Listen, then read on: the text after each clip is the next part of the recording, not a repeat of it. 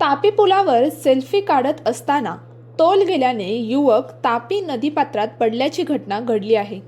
पुलावरून ये जा करणाऱ्या प्रवासींना युवक पाण्यात बुडत असल्याचे दिसताच तात्काळ मदतकार्य सुरू करत उपस्थितांनी दोरखंड टाकून त्या युवकाला मरणाच्या दारातून वाचवले आहे. उपस्थितांच्या सज्जकतेमुळे युवकाचे प्राण वाचले आहे.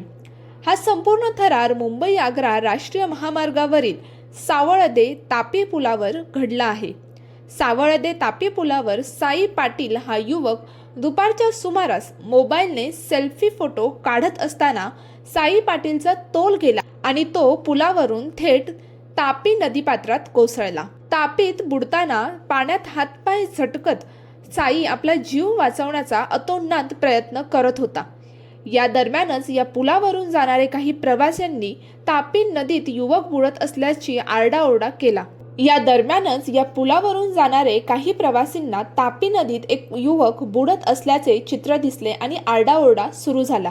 त्यांनी तात्काळ साई पाटील याला वाचवण्यासाठी मदतकार्य देखील सुरू केले.